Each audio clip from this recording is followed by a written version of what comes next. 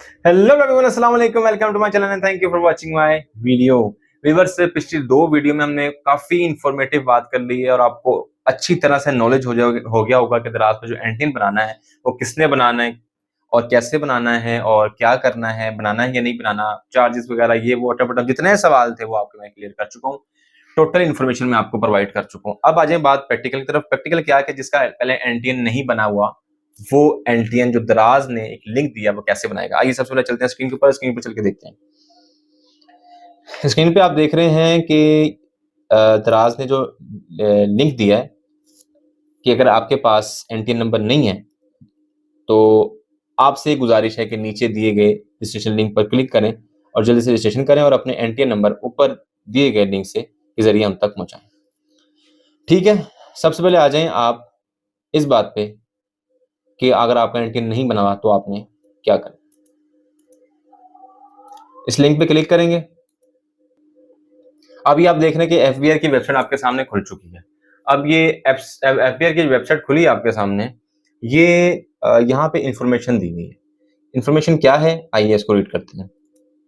नीचे देखें क्या लिखा हुआ है जनाब। नीचे लिखा है कि registration for income tax, the first step of filing your income tax return is to register yourself with federal board of revenue for income tax registration. Individual can register come online, यानी कि जो individuals हैं जो एक इंफरादी तौर पे काम कर रहे हैं, सिंगल पर्सन है, वो इस आईआरएस पोर्टल के थ्रू रजिस्ट्रेशन कर सकते हैं। आपको मजीद जानने की जरूरत है कि टैक्स पेयर के लिए रजिस्ट्रेशन बेसिस क्या है, तो बेसिस पे क्लिक करते हैं। सेकंड नंबर ऑप्शन यहाँ पे वो बोलते हैं कि an individual, a company and an association of person AOP or foreign national shall be treated as registered with they are e-enrolled on the IRS portal। सारों ने IRS portal से ही registered होना।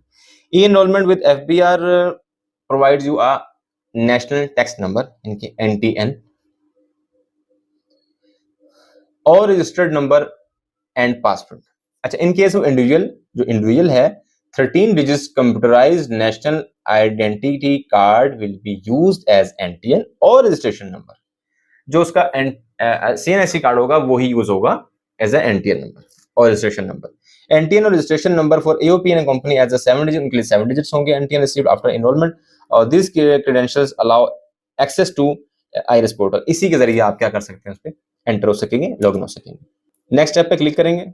नेक्स्ट स्टेप क्या है, registration before, requirements before registration. अब requirements जैसे कि मैंने तो आपको बताया था कि सीएनएससी आपका होना जरूरी है, लेकिन फिर भी हम पढ़ लेते हैं कि इंडिविजुअल के लिए क्या क्या रिक्वायरमेंट है। हम कॉर्पोरेट की तरफ नहीं जा रहे हैं, हम इंडिविजुअल की तरफ आ रहे हैं। Requirements of e enrolment for individual are as follow. CNIC चाहिए, या अगर सीएनआईसी ना हो तो एनआईसीओपी, और अगर वो भी नहीं है तो पासपोर्ट नंबर। लेकिन एनआईसी डेफिनेटली पाकिस्तानी का होता ही होता है, बाकी चीजें भले हो ना हो। तो सीएनआईसी चाहिए आपको।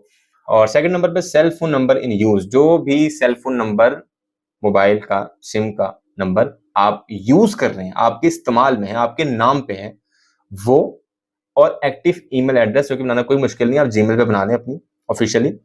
3 चीजें हो गई। और चौथा नंबर पे नेशनलिटी पाकिस्तानी होनी चाहिए आपकी।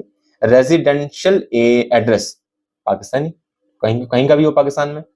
Accounting period in case of business, ये छोड़ दें, ये बिजनेस इनकम के लिए है, वो होता है फाइनेंशियल ईयर है जुलाई से जून।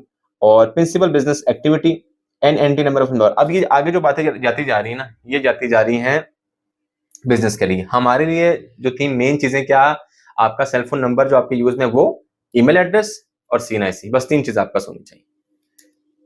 बाकी जो है ये इंडिविजुअल बिजनेस वाले, वो बिजनेस वाले जाने, हम उस तरफ नहीं जा रहे। हमने हेल्प करनी है इंडिविजुअल्स की, जो घरेलू लोग काम कर रहे हैं इस पे। ठीक है, बाकी आप रीड आउट कर लीजिएगा इस पे क्लिक करके आईआरएस पोर्टल पे, तो वहां से आपको पता चल जाएगा। fbi.government.pk पे आप जाएंगे तो वहाँ कैटेगरी आप रजिस्ट्रेशन इनकम टैक्स की खोलेंगे तो आपको सारी डिटेल मिल जाएगी। थर्ड नंबर पे रजिस्ट्रेशन प्रोसेस। अब रजिस्ट्रेशन प्रोसेस में आप देखें क्या है, online registration is available only for individual and not for association of person और कंपनी। ऑनलाइन के सिर्फ इंडिविजुअल के लिए उन्होंने दी है। जो सिंगल पर्सन है, घरेलू काम करने वाले हैं, स्मॉल बिजनेस करने वाले हैं, ऑनलाइन काम करने वाले हैं, इंडिविजुअल्स, उनके लिए ऑनलाइन रजिस्ट्रेशन अवेलेबल है। कंपनी के लिए भी नहीं है और एओपी के लिए भी नहीं है।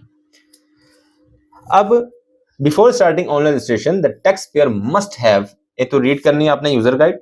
उसके बाद a computer scanner and internet connection, आपका स्कैनर होना चाहिए, इंटरनेट कनेक्शन आपका होना चाहिए active, cell phone with sim registered against their own CNIC, आपके जो सिम है ना वो आप ही के नाम पे हो, वरना अपने सिम अपने नाम पे निकलवा लें। अगर किसी और के नाम पे फिर वो नहीं होगा काम, ठीक है, क्योंकि मैसेज वगैरह आपको ही आएंगे जब रजिस्ट्रेशन होगी तो।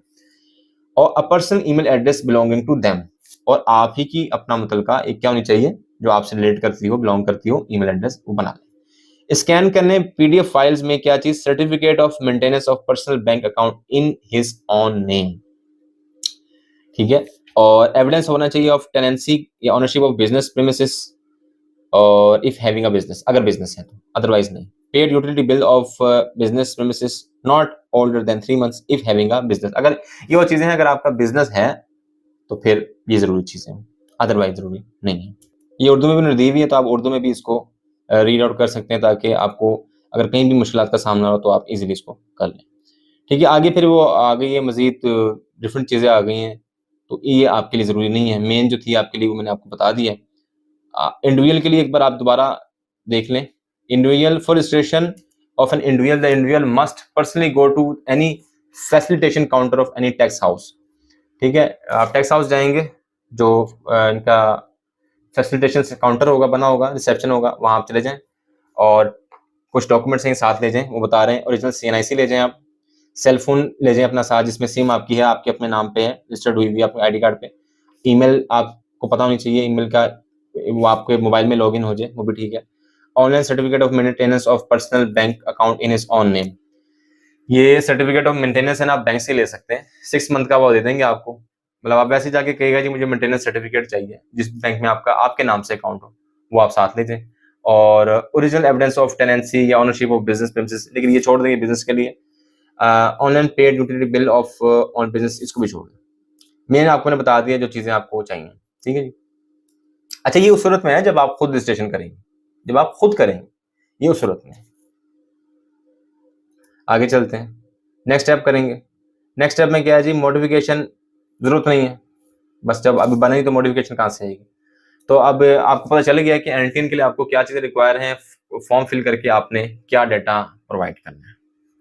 तो यही रजिस्ट्रेशन का प्रोसेस है। असल में दराज दोनों ऑप्शन दे रहा है आपको, एक ये कि आप खुद रजिस्ट्रेशन करें, खुद रजिस्ट्रेशन करें और हमें बता दें, और एक ये है जो थर्ड पे है, वो ये है, दराज कहता है कि आप हम बना के देंगे एंटीना आपको, अगर आप नहीं बना सकते आपके बिहाफ पे हम आपको प्रोवाइड करते हैं। तो वो भी देख लेते हैं कि दराज किस तरीके से आपको क्या सूरत आपको प्रोवाइड कर, आपसे क्या चीजें रिक्वायर कर रहा है, और आप आपके बिहाफ पे वो आपको बना के देता है। तो इस लिंक पे क्लिक करेंगे हम, थर्ड वाले पे। अब ये ओपन हो गया है। अब आपने यहाँ पे डिटेल फिल करनी है। सबसे पहले आपसे वो पूछ रहा है कि क्या आप चाहते हैं कि हम आपके बिहाफ पर एनटीएन यानी इनकम टैक्स रजिस्ट्रेशन के लिए रजिस्टर करें। आपने यस पे क्लिक कर देना है और नेक्स्ट पे क्लिक कर देना है। फिर आपसे पूछा है which province are you from, किस सूबे से हैं आप, जिस भी सूबे से हैं आप लिख दें। वैसे पंजाब लिखा है मैंने सैंपल के तौर पे। फिर एंटर करें अपना नेम। आपने नेम वो एंटर करना है जो आपका CNIC पे है, ठीक है। स्पेलिंग का खास ख्याल कीजिएगा। आपने वो अपना नेम एंटर कर देना है।